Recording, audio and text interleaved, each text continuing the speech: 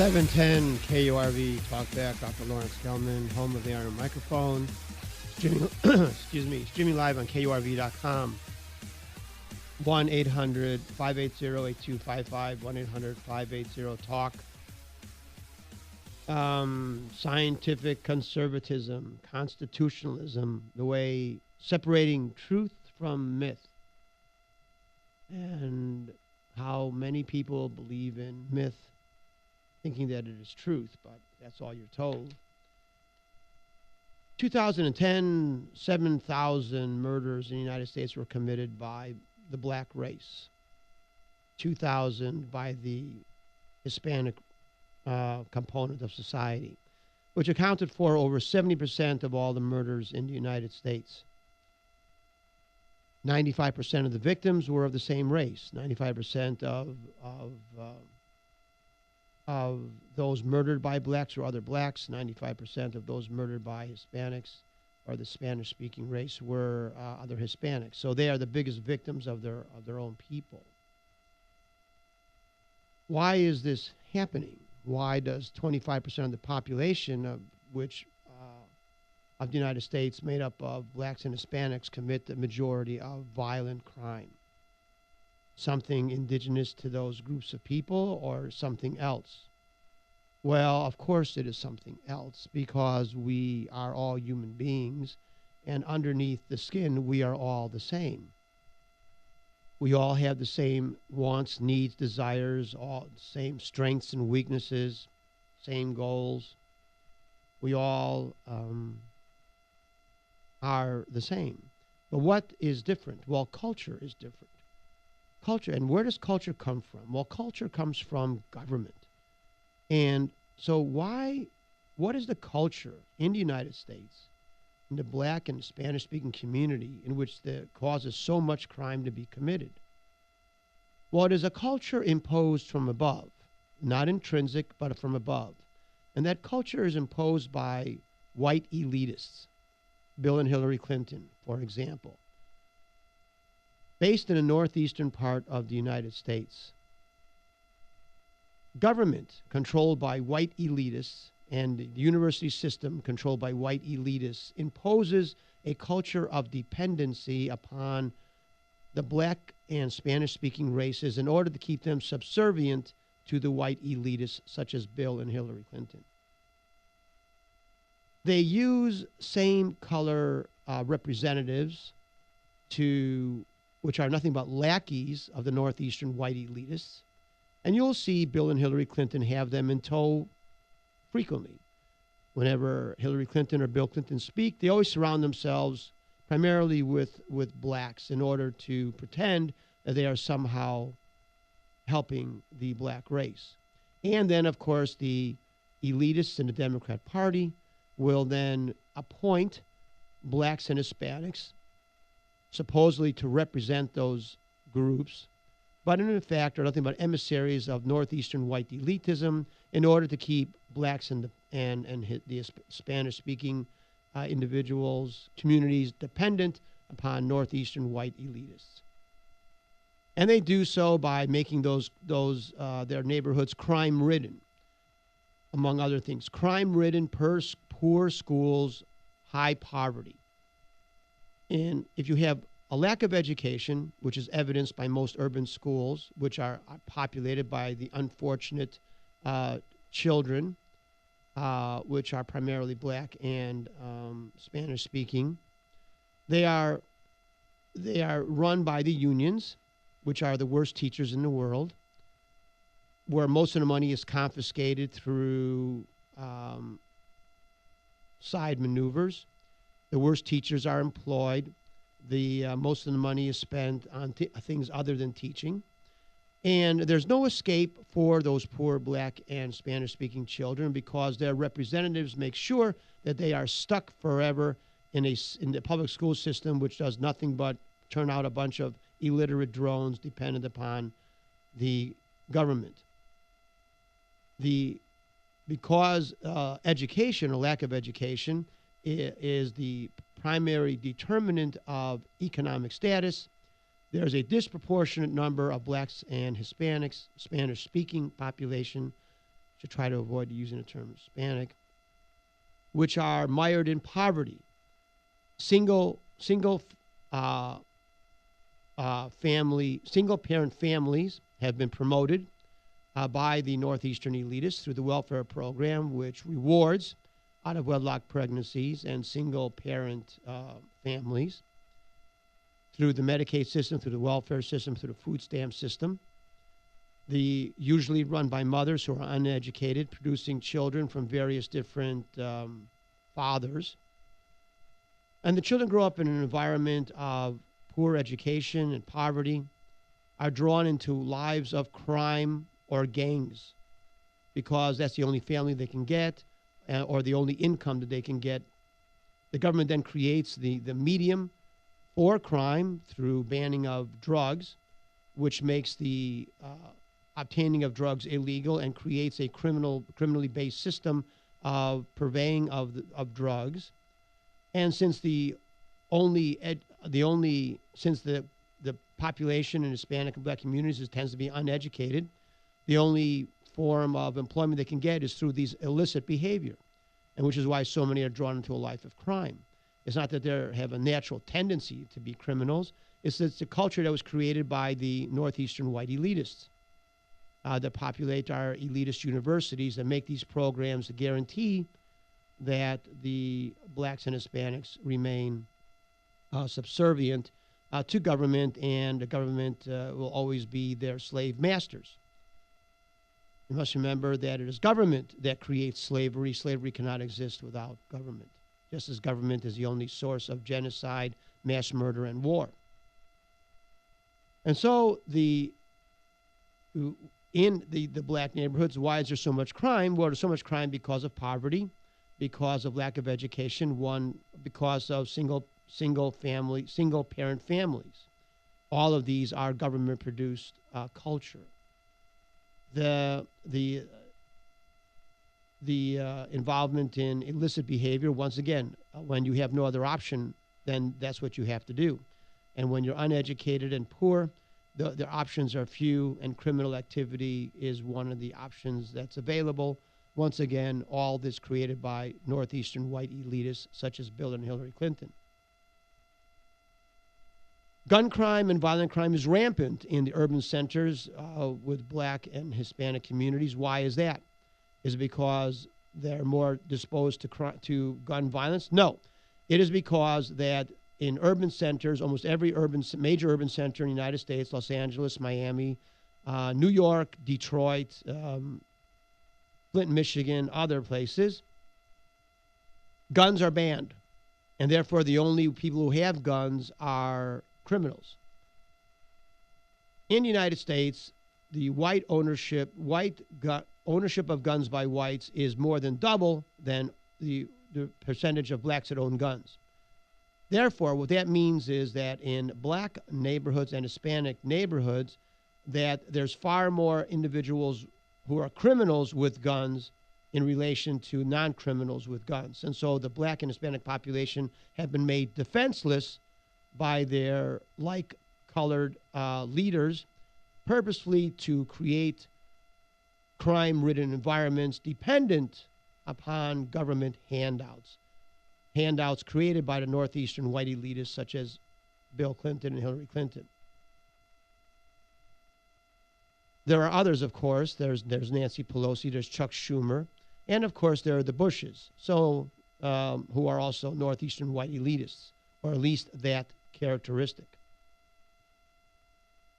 And so that is the reason that these things exist. There's so much gun crime or so much gun victimization in Spanish-speaking population and in the black population, because where they live, it's very difficult to get weapons to defend yourself.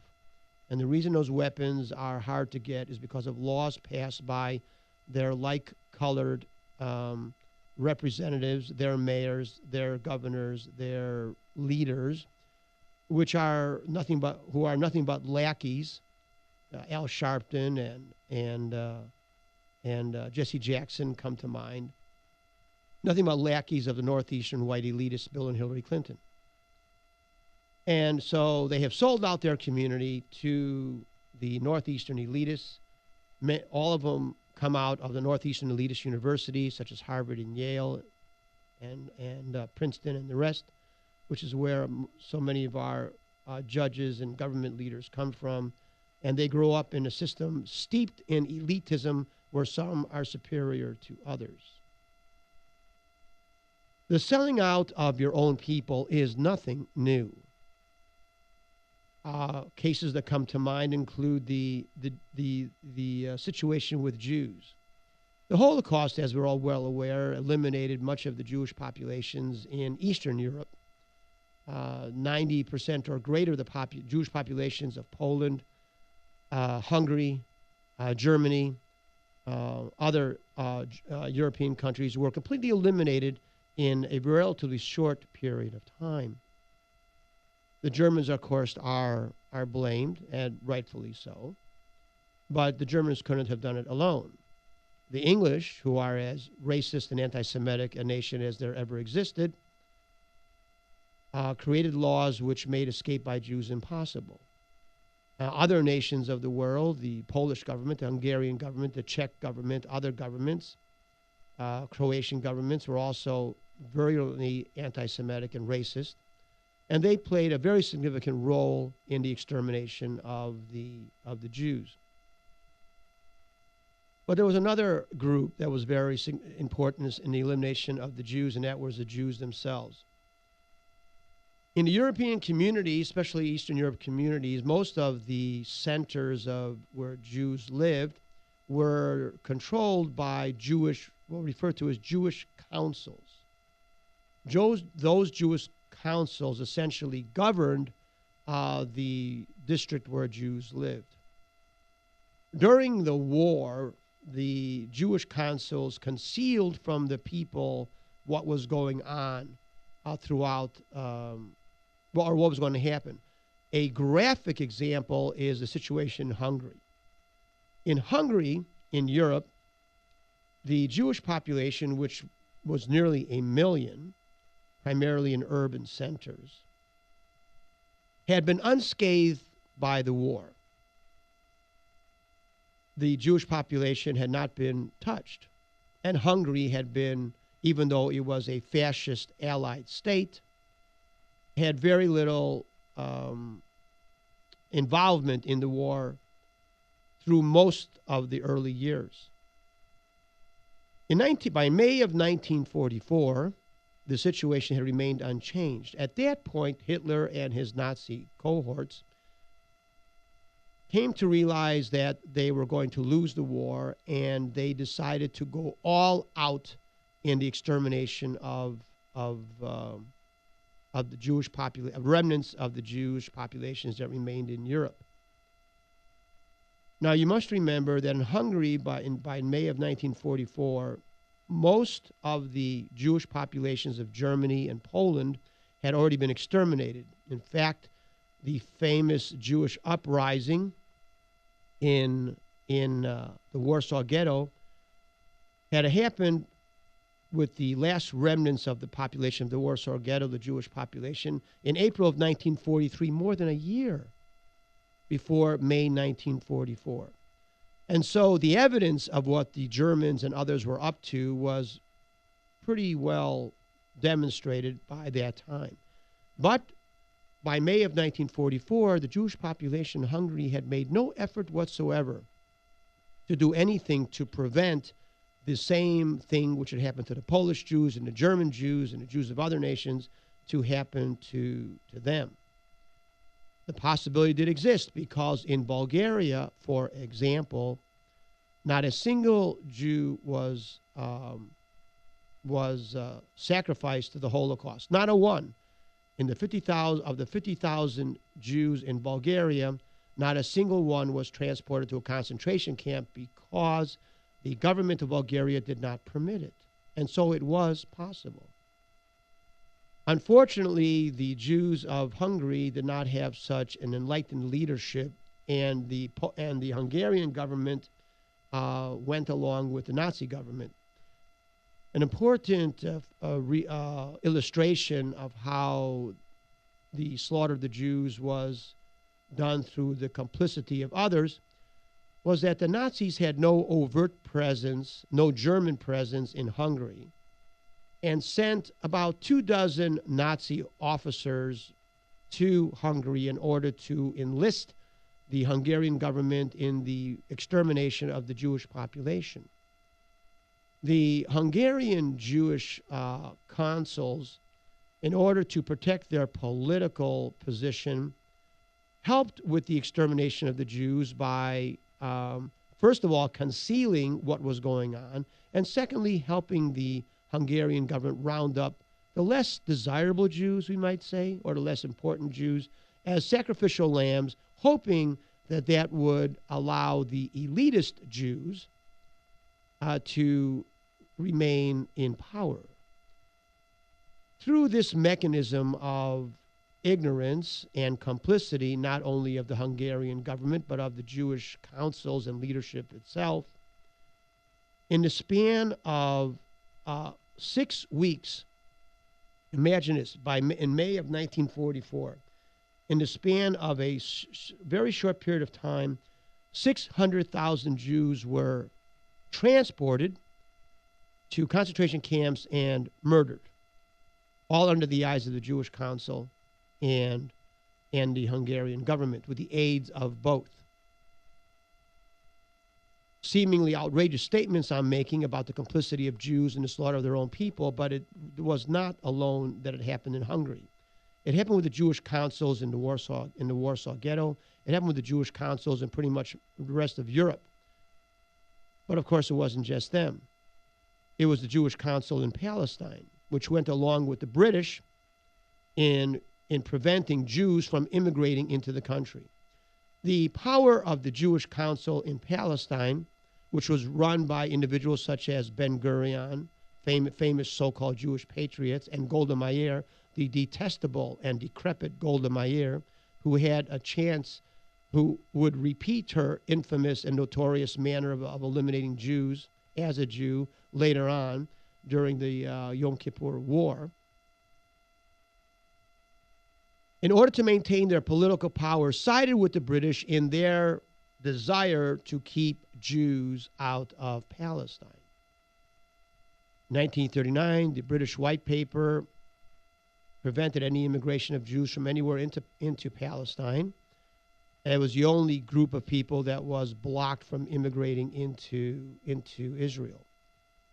Golda Meir and Ben Gurion went along with that in order to maintain their political position as lackeys of the British government. Now, doesn't that sound familiar? Jews, lackeys of elitists, or lackeys of elitists that are of the same religion in this case, or same color in the case of, or same speaking in the case of the Spanish-speaking population, same color in the black population, same religion in the Jewish population, betrayed by their own leaders in order to maintain political power. Lackeys of elitists. Because what is anti-Semitism or racism other than elitism in a different form? And so Golda Meir and Ben Gurion spent a great deal of their time handing over Jewish patriots in Palestine to the British. Individuals such as Menachem Begin and Avram Stern were betrayed to the British by Golda Meir and Ben Gurion. Ben Gurion tried to have Menachem Begin killed directly by other Jewish forces. Avram Stern was betrayed by Ben Gurion or other members of the Jewish Council. Avram Stern was a Jewish patriot, intellectual, head of the Lehi group that sought for the liberation of Israel from the dictatorship of Britain. Turned over to the British, handed over to the British by the Jewish Council. Avram Stern was handcuffed and then shot in the back 3 times. Um, the Menachem Begin was fired upon by the Jews of the Haganah when he entered the Atalena ship, which had Irgun Jewish fighters on board. This was even after the war, and munitions on board. Ben Gurion lured Menachem Begin onto the ship by telling him he wanted him to help negotiate some kind of mediation. And as soon as Menachem Begin entered the ship, shore batteries under the order of Ben Gurion opened up on the Atalena. The ship was sunk. Jewish fighters that were tried to swim to shore were fired upon by Ben Gurion's forces. Why do I bring this up? Because when you have elitists will, in order to lull into a sense of false security those that are meant to be slaughtered or incarcerated, they will employ individuals coming from the same groups that are meant to be subjugated. And so the British used the Jews, as the Germans used the Jews, as the Hungarians used the Jews, to help eliminate Jews. The Northeastern elitists, Bill and Hillary Clinton, used individuals such as Al Sharpton, Julian Bond, and Jesse Jackson to lull their people into a false sense of security and in order to enslave them. Spanish-speaking leaders are rife, and they are busily helping to enslave the Spanish-speaking community by promoting programs of ignorance, of out of wedlock, giving benefit to out of wedlock children, paying benefits if you are a single parent, food stamps, free public education, all the rest, in order to enslave. The Democrat Party has always been a party of slavery. The Democrat Party was a party of slavery during the Civil War. The Democrat Party ran General George McClellan against Abraham Lincoln, specifically to promote slavery. Slavery is a very common means of government to control their people, and slavery can be either psychological or physical. Psychological slavery is achieved through ignorance, and ignorance is what the Democrat Party promotes. Jim Crow laws in the South, which segregated blacks and kept them in poverty and discriminated against, were promoted exclusively by Democrats. The Ku Klux Klan was populated exclusively by Democrats. That is why it was Democrats who belonged, that were elected as representatives and senators, whose beginnings were with the Ku Klux Klan. The racism in the South was promoted and prolonged by the Democrats. If you look at the governments of the South from 1870 to 1960, for 90 years, every single one of them, from the Carolinas all the way to Texas, were controlled by Democrats, which is where the Jim Crow laws were implemented by Democrats. Margaret Sanger, racist, Northeastern elitist, tried to use black pastors to convince their black women parishioners to birth control. Gun control is primarily aimed at blacks and other minorities in order to prevent them from defending themselves against crime, in order to keep them subservient. Most of the gun laws in the United States initiated, or restriction of gun ownership in the United States initiated purposefully to reduce the ability of blacks and others from defending themselves against the whites. The source of gun control in the United States is racist. It has had its effect. Abortion and birth control is targeted towards blacks and Hispanics, which is why 50% of blacks pregnancies end in abortion, and 35% of the Spanish-speaking population pregnancies end in abortion. That is programs promoted by Northeastern white elitists. What group promotes abortion more than Northeastern white elitists such as Bill and Hillary Clinton? What group promotes gun control more than Northeastern white elitists such as Bill and Hillary Clinton? The policies may be enunciated by same-looking, same-speaking, same religion individuals, but they are nothing but lackeys of Northeastern elitists in this country. Northeastern elitists emanating from, in general, Harvard and Yale and other Northeastern elitist universities. The Northeastern elitists, of course, includes the West Coast elitists, such as Nancy Pelosi, who are nothing but transplanted Northeastern elitists. The West Coast, of course, the root issue of the West Coast was a transplantation of Northeastern elitists to the West Coast. At the end of the Revolutionary War, when the colonists had defeated the aristocracy of the British, 100,000 New Yorkers left New York and went to Canada so they could remain under the control of a king.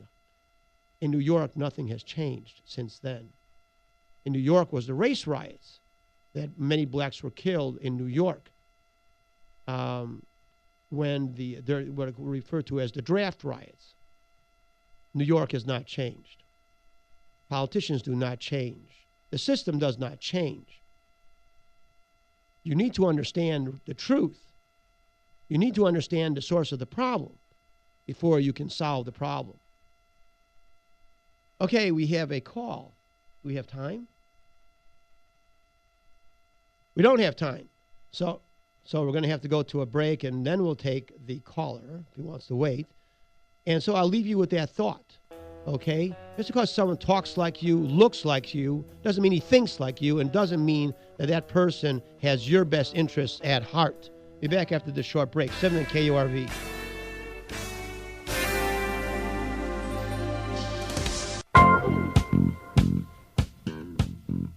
Okay, we're back. 7 KRV Talkback. Dr. Lawrence Gelman. 1-800-580-8255. 1-800-580-TALK. Streaming live on KURV.com. Okay, we have Nick calling from somewhere. Thanks for calling. Yes, sir. Look, you were talking about the blacks and all that in the South and all that. I don't know if you know that when they were having all those killings, you know, that a lot of senators were blacks, and it was a larger percentage, and they were all Republicans. And they chased them out of Louisiana and all those places and shot a lot of them and killed them, and they were all Democrats that did that. And did you know, too, that the NRA were handing out guns to the southern part of the blacks to defend themselves?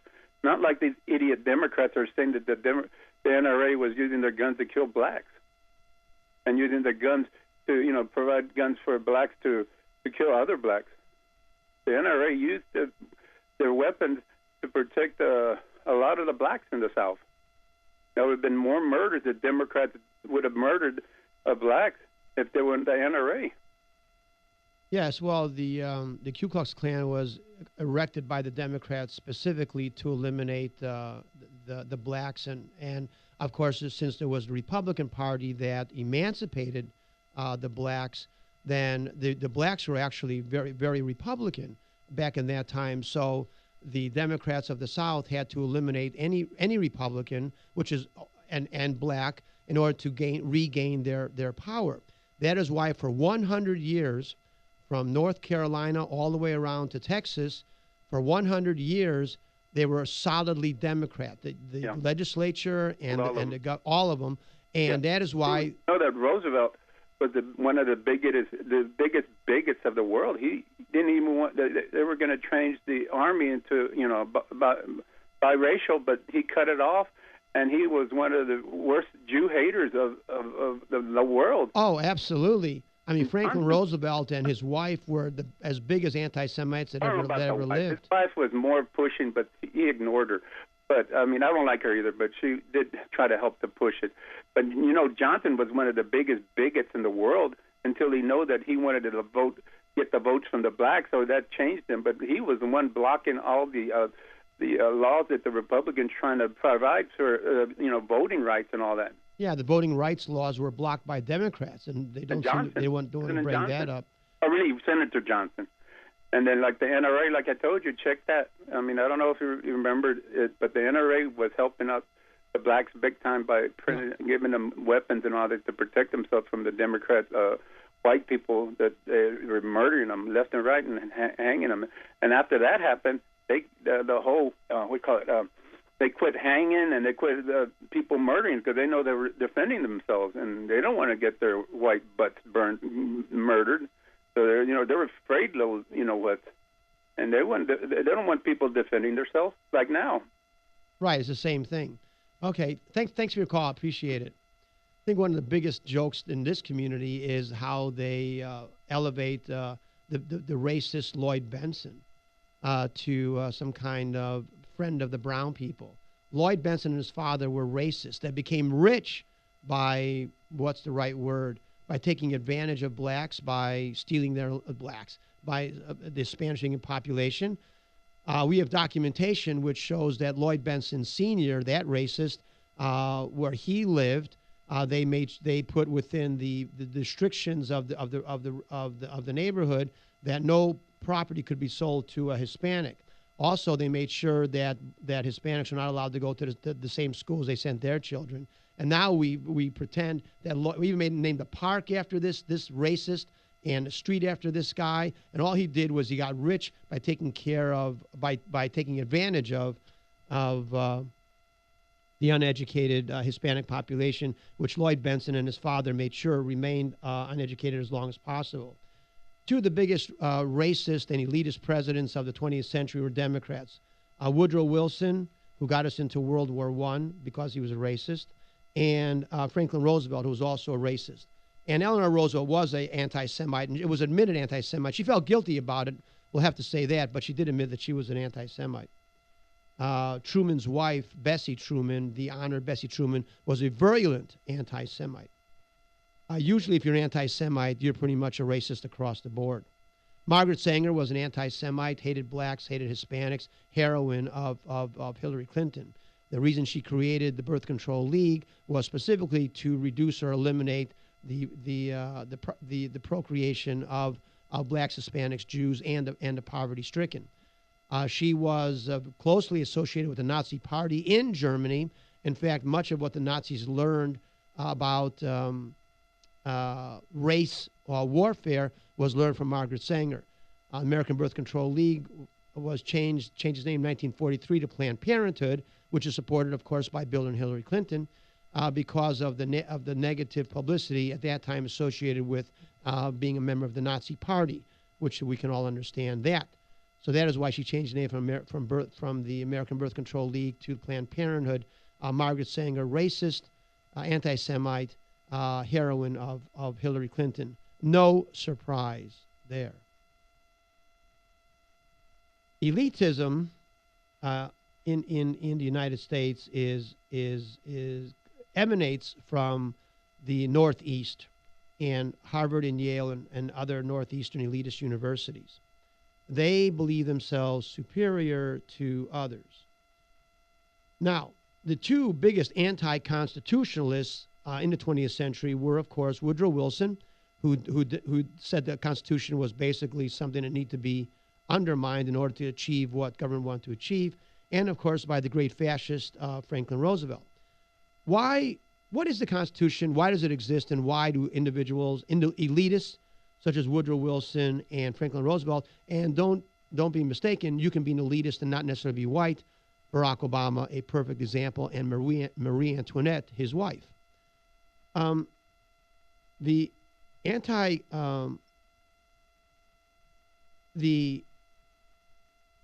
racism and elitism is often institutionalized. For example, in Nazi Germany, in Nazi Germany, the race laws were written into their legislation. So, according to the legal system in Germany, to consort with a non-Aryan Jew, for example, was a crime, and that those that did so were acting unethically. The institutionalization of racism and separatism is not at all unusual. What is unusual are governances in which there is no separatism permitted. The Constitution lacks any separatism, except the separatism between government and the people, which is what we ought to have. The Constitution prohibits separatism along any kind of ethnic, racial, religious lines. In the Constitution, all are equal. Under the Constitution, all are equal. All are meant to be equal, and the Constitution is colorblind. That is why elitists hate the Constitution. That is why Barack Obama, Franklin Roosevelt, and Woodrow Wilson hate the Constitution, because they are supremacists. They are elitists. They believe that some have the right to dictate to others how they should live their lives. Constitution says no. Constitution says no one has the right to do that. That each of us is an individual, free, with liberty and independence, and that we should be unencumbered by the rules and sanctions by government or those who consider themselves superior by some kind of birthright. That is why Franklin Roosevelt, Woodrow Wilson, and Barack Obama hate the Constitution and have undermined the Constitution, because the Constitution is of the people. The Constitution says that all are equal under the law. The Constitution says that each person has a right to their life and their liberty and their own pursuit of happiness, free of the burden of government oversight, of government control. Elitists hate that. Elitists believe they should be in control. Elitists such as George Bush and Barack Obama, Nancy Pelosi and Chuck Schumer, and Bill and Hillary Clinton believe that they are intrinsically smarter than anyone else. Why are journalists in the camp of the Democrats? Because journalists, attorneys, politicians are disconnected from the scientific world. They believe in a subjective world. Journalists actually believe in the superiority of some people over another.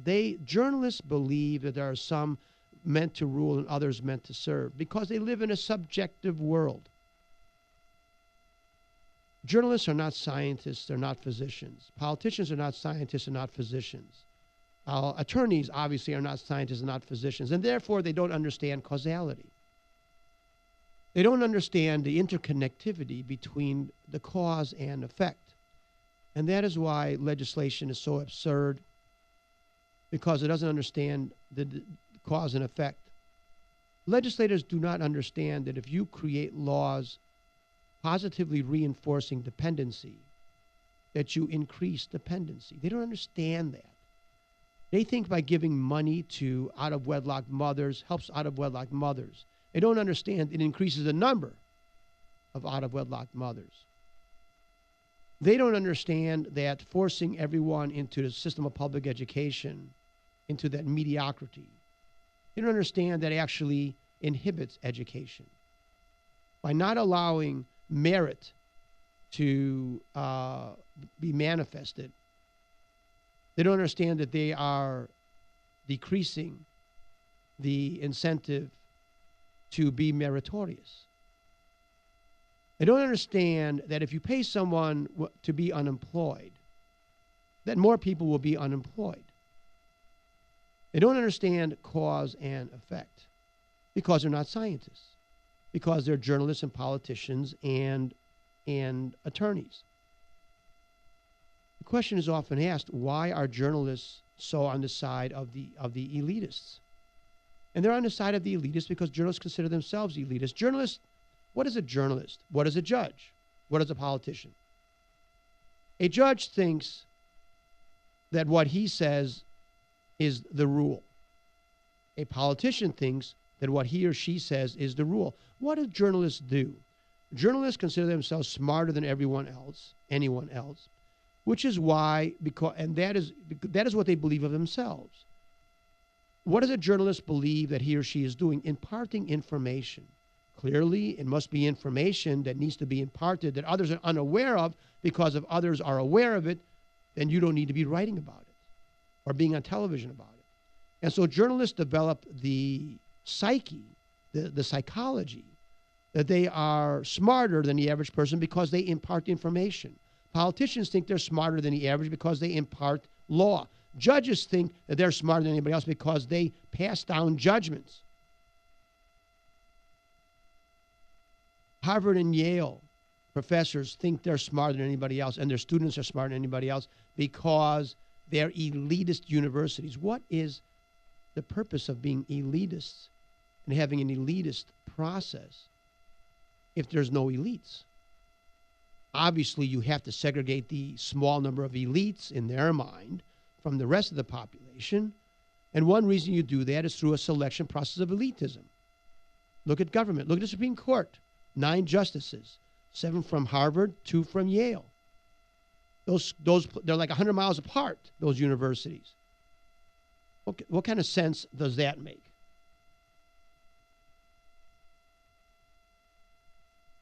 It makes no sense at all, unless you believe that some people are born superior to others.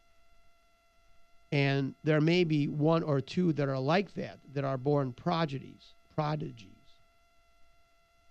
But that doesn't make them superior. That doesn't make that doesn't make a significant group of individuals superior to any other group of individuals. So that is why Woodrow Wilson, Franklin Roosevelt, George Bush, for that matter, and Barack Obama hated and undermined the Constitution, because the Constitution denied the privilege of the elite to dictate to others. Journalists are not based in scientific principle, and therefore everything they do is based upon opinion. Being based upon opinion, there are no facts behind it. In the world of literature and entertainment, which is all subjective, the subjectivity is on full display every single day of the week. Some people like a movie, others don't like a movie. Some people like this style, don't like that style, or like a different style. Some people like modern art, some people like 19th century art. One day Picasso is dissed, the next day he's the greatest. Vincent van Gogh can't sell a painting, now you can't buy a painting because they're so expensive. Did the paintings change? Did Picasso change? Does a movie change? Does a movie which is hated today and loved the next day change? Of course not. It's only the perception that changes. And so the perception becomes the reality. The reality of whatever the perceiver thinks is now reality. But the sodium atom doesn't change regardless of perception. The sodium atom is what it is. You may think it's something other, but it doesn't matter what you think. It is what it is. To use the sodium element properly, you have to understand its characteristics. You cannot impart characteristics to the sodium atom which it doesn't have. It has certain physical properties and chemical properties, and in order to use the sodium atom properly, you must understand those properties and then conform your utilization according to those properties. You can't make it up in your mind. But when it comes to the subjective world, you can make up anything you want in your mind. You can pretend a movie is great or terrible and believe it to be so and don't understand why others don't see it the way you see it. So politicians and journalists and attorneys all live in the subjective world, disconnected from reality, where cause and effect do not exist, because they do not think that way. In order to understand about cause and effect, you have to understand relationships. And to understand relationships, you have to understand the intrinsic nature of what you're looking at or what you're dealing with. But there is no intrinsic good or bad to a movie, to a book, to a painting, to a law. They are what they are based upon opinion. That is why they change from age to age, from society to society. Laws change, morality changes, ethics change from age to age, country to country, society to society. The sodium atom never changes. It is what it is. If you take out a proton from the sodium atom, it is no longer a sodium atom. It is something else. If you try to change reality, it becomes something else. It doesn't stay the same. In the subjective world, you can apply whatever rules you want to apply. The rules are arbitrary. That is why the laws of one country are different than another. But the sodium atom is the same in every country. The political systems change from country to country because it is all arbitrarily done. Political psychology tends to be fixed because they're all egomaniacs and elitists. So it is important to understand that type of reality. The reason that the journalists support the Democrat Party is because journalists consider themselves elite, as those in the Democrat Party consider themselves elite. They are disconnected from reality, as journalists are, which is what the Democrats are. That is why journalists support government. That is why journalists fall over themselves with the King of England, with entertainers. I mean, who falls over themselves more than why are entertainers in the Democrat Party belong to the same group? Because they're all elitists. And why do journalists do nothing but write about other elitists? Because they consider themselves part of the same family of the elite. The scientific world says human beings are the same. The world of elitism believes human beings are different. So that is why. Why do journalists belong to the Democrat Party? Because because journalists belong to the realm of the subjective. Politicians belong to the realm of the subjective.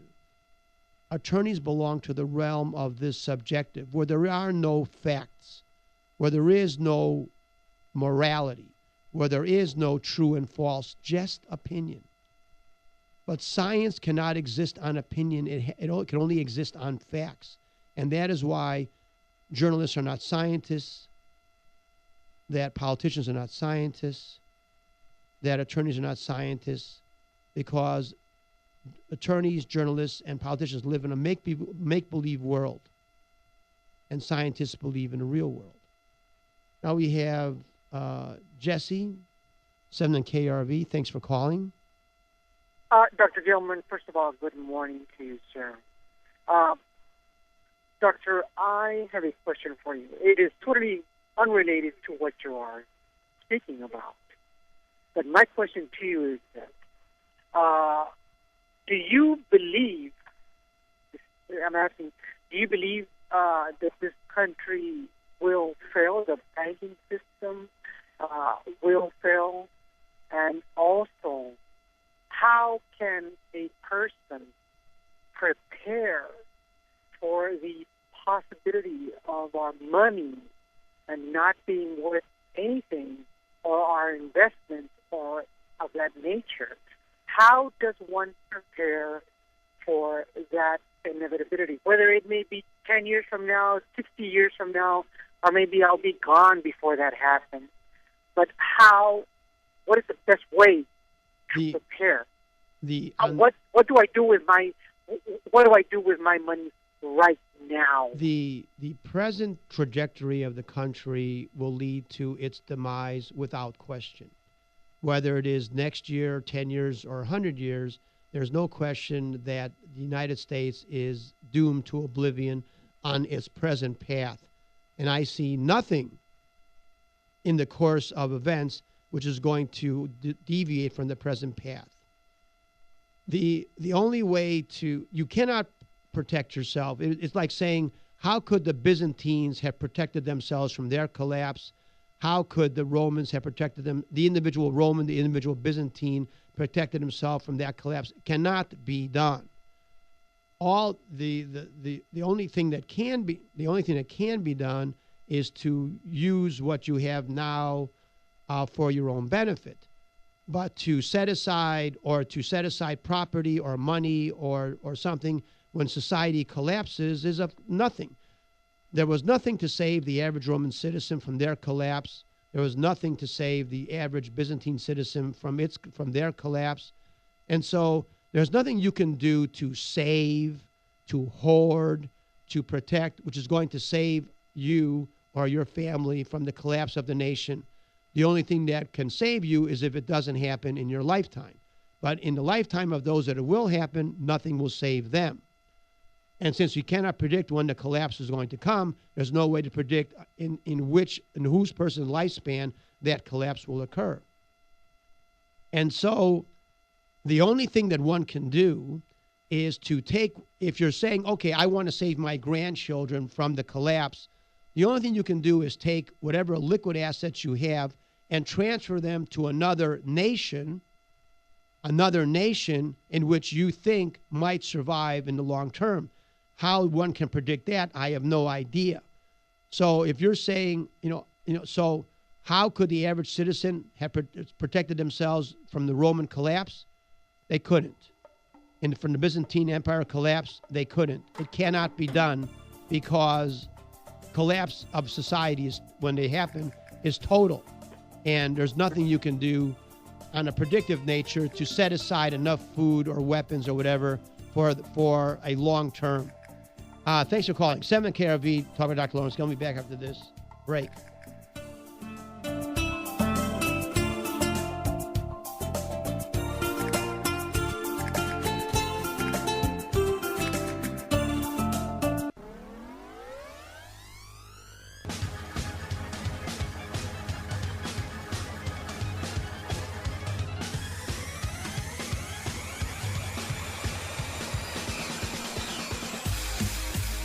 We're back. 7 KRV Talkback. Dr. Lawrence Gelman, home down on microphone, streaming live on KURV.com. 1-800-580-TALK. 1-800-580 what? 8255. Is that right? Okie dokie. Going to go to a travel log here. But first, I guess we'll take this call from John, 7 KRV. John, thanks for calling. All right. Let's say that we're inflating a balloon with worthless currency. Yeah. I don't care how you increase his taxes. We can't possibly get out of the mess that we're in right now. The increase in taxes is an attempt to destroy independence in the United States. It's got nothing to do with money. No, that's what it's about. What else? Anything else? Yes, it's going to get a lot worse before it gets better. I agree with you on that. But don't worry, Marie Antoinette will allow you to eat cake. Thanks for calling, John. That's what happened, too. Okay, bye. Bye. Travelogue, Midnight Mass, Vatican City, Rome. I'm not Catholic. Doesn't mean I can't enjoy the customs or the pageantry or the events important to Catholics or any other religion for that matter, or any other group. Midnight Mass is an event that every Catholic should aspire to attend, and if you're not Catholic, certainly something worth attending. This last year, I went to Midnight Mass with 2 of my daughters. You can stay in Vatican City, which I think is a lot of fun. They have nice little hotels there. You are walking distance from if you stay there, to St. Peter's Square and St. Peter's. That is advisable because there's no taxi cab service on the 24th, Christmas Eve, or on Christmas Day. So if you don't arrange for a ride back to your hotel, you've got a problem. A lot of people don't think about that. To go to Midnight Mass is free. You have to get tickets ahead of time. You can correspond directly with the Vatican, which is what you need to do, and try to get tickets. You need to do that in advance because, as you can imagine, there's a large demand. Midnight Mass has been done the last couple of years at 10 p.m. It is the Mass that is supposed to lead into Christmas Day. The Mass does go through midnight, which is, I guess, why it's considered to be authentic. And, of course, Midnight Mass, every time zone is different, so midnight in one place is not midnight in another. So it's obviously December 24th. You get your tickets ahead of time. You get a confirmation of your ticket in the mail or by fax, and then you have to go to the bronze door, which is easily demarcated over there in St. Peter's Square, before the Mass, the day before or earlier in the day, and go get in line and pick up your tickets, which will be marked with your name or number reserved. Now, having a ticket does not guarantee that you will get inside the building. The Mass is broadcast through large screens in St. Peter's Square, as well, of course, on television. And so having a ticket does not guarantee that you'll be inside, because they give more slots than seating available. And so you have to get in line early. This last year, this is the first time I actually got in. I got the tickets beforehand. We stayed in a nice little hotel about a block away. These are little hotels. They're kind of neat little hotels, about a block away from St. Peter's Square. You just go online and you look for hotels that are proximal to St. Peter's Square. It's kind of a nice area to hang out anyway. There's the Vatican Museum and other things to see. I remember we were going to, the church is closed at 2 in the afternoon and opens again at 8 in the evening for admission to the midnight Mass, which is going to start at 10. Our plan was to get in line at around 4 or 5 in the afternoon. We figured that 3 hours before the opening would be plenty of time to get a decent seat, or at least to get seating at all. We went over there just to reconnoiter and to survey the scene, and we saw this person, and the church had already been closed. The barricades were up, and there was this lady standing right up next against the barricade. This is 2 o'clock in the afternoon. And we asked her, what was she doing there? And she said she was waiting in line for midnight Mass. And we said, but the gates don't open for another 6 hours. And she said she wanted to be guaranteed a good seat. So anxiety set in to myself and my daughters that maybe we had underestimated the time needed to get in. And so we went and did whatever we needed to do to get back by 3 o'clock, when we were going to get in line. We got back at around 3 o'clock, and there were already hundreds of people in line. So we got in line right then and there, and we just stayed there for the next 5 hours until, and of course by that time the line was wrapped around over and over and over again with thousands of people waiting to get in. There was, of course, the usual, confusion and tumult that's associated with getting in line without really great crowd control. But you have the beauty of St. Peter's Cathedral in the background and a large square, and you get to talking with the people who are there from everywhere in the world. Every single place in the world you can imagine, there are people there waiting to go to midnight Mass. When you go inside, when you finally let in, running to get the best seat possible, and you get your seat and you're inside the magnificence of St. Peter's Cathedral, and you see the arrangements that are made for where the Mass will be given. You have the choir, and of course you also have the TV screen and reporters, the TV people and the radio people and reporters. So it's quite an exciting event, let me tell you. They turn on the bright lights, the lights which are usually not on, I've never seen on any other time, and it illuminates the entire facility. You have the beautiful art and the mosaics, the paintings, the sculptures, and the architecture itself. And one of the good things, as I said in a previous program, is that when you go to an event within a place, you're like constrained to take the time to look about at the beauty in which you are immersed. which of course is St. Peter's Cathedral, one of the most beautiful buildings in the entire world, if not the most beautiful, which it may very well be. With thousands of other devoted followers who are there for this really magnificent event.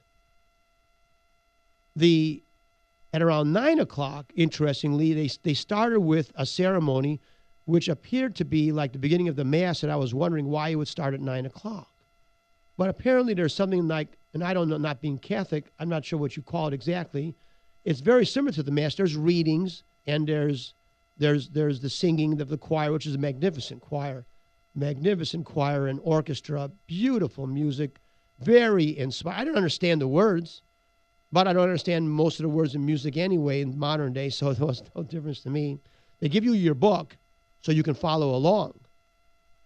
Even though it's in Latin, you can still understand the transliteration you can still understand the pronunciation of the words and letters, so you can at least see phonetically, or at least watch phonetically what's going on, and then stay with the proceedings as to, what you need to do during the proceedings.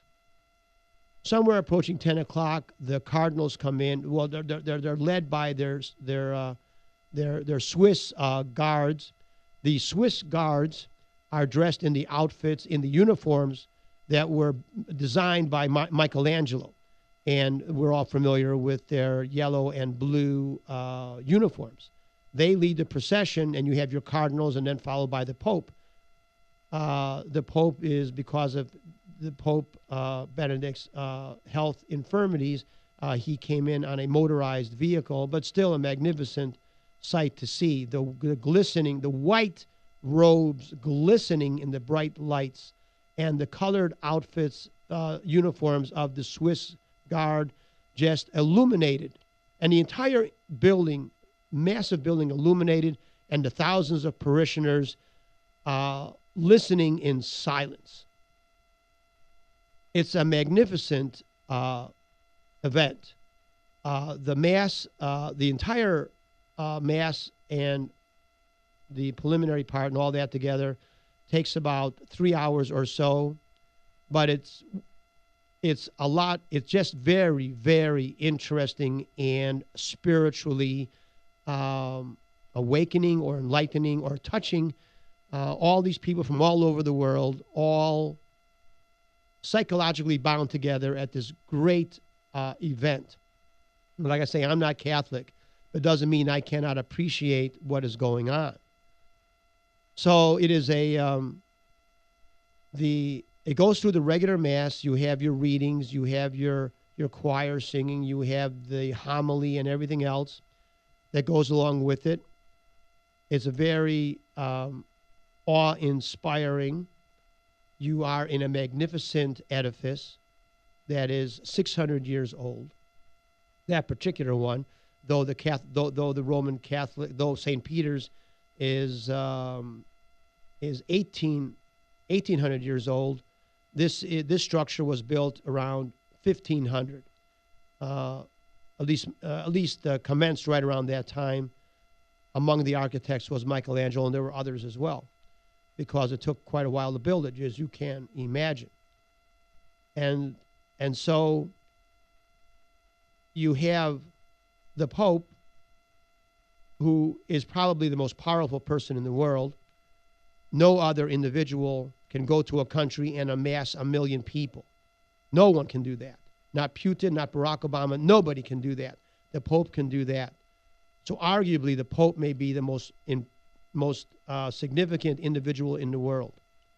That's something to think about. And you are there in observance of the most important, or I imagine it's the most important, or at least one of the most important holidays or observances in Christendom, which has been going on for hundreds and hundreds of years, being performed by the most important person within the church, and if not the most important individual in the world, at least one of the top 4 or 5. Surrounded, in an incredible event of amazing pageantry and beauty and solemnity of timeless significance. So what other event in our world can match that? A timeless event, a spiritual event, led by the most important personage in that institution, in one, if not the most magnificent building, one of the top 4 or 5 most magnificent structures ever built by man. Where else, what other event is like that? And it doesn't matter what religion you are. It really doesn't. You cannot be anything other than inspired and awestruck by, and then by the magnificence, and of course the feeling, the psychology, which transcends yourself to a community of people, all thinking the same things, all feeling the same way. It's just something worth experiencing at least once, worth the time, worth the effort. It really doesn't cost much to do. Certainly, Rome is a city worth visiting. The Vatican is worth visiting. All the great art, the Sistine Chapel, the stanzas, the rooms painted by Raphael. Everything about it, the history, everything associated with it, the community, the event, something that you'll distinct and you'll always remember. So that the travelogue for today, and we're going to go to a short break. So consider that. You won't regret it. It's well worth your while, and it's something that you'll always remember. Take your parents, take your children, and be back after this short break. 7 KRV Talkback after Lawrence Gelman. We'll be back after the short break.